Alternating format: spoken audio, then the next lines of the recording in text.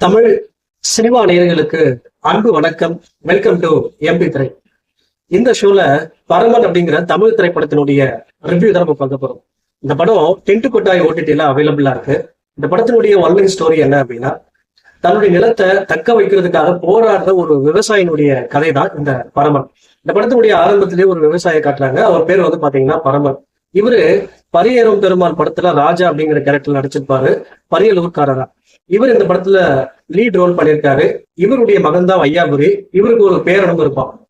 அப்படி இருக்கக்கூடிய சமயத்துல இவருடைய நிலத்தை அந்த ஊர்ல இருக்கக்கூடிய ஒரு நபர் அடையணும் அப்படின்றதுக்காக ஒரு பேக் டாக்குமெண்ட் ரெடி பண்ணி அடைய முயற்சி பண்ணுவாரு. ஆனா இந்த விவசாயி வந்து பாத்தீங்கன்னா கோர்ட்ல போய் கேஸ் போட்டு தன்னுடைய நிலத்தை தக்க வைப்பாரு.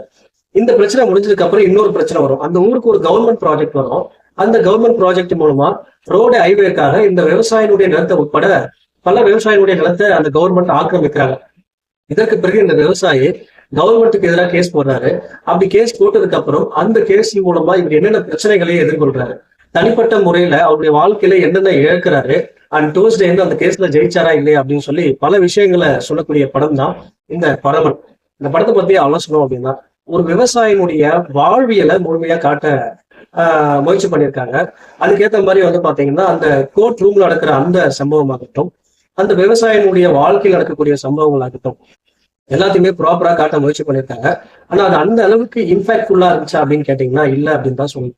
இதை ஆர்கானிக்கா காட்டாம இந்த விவசாயினுடைய வாழ்க்கையில பிரச்சனைகள் நிறைந்ததா இருக்குது அப்படின்னு காட்டுறதுக்காக போர்ஸ்ஃபுல்லா திணிச்ச மாதிரி இருக்கு. அது ரொம்ப ஆர்கானிக்கா இல்லை.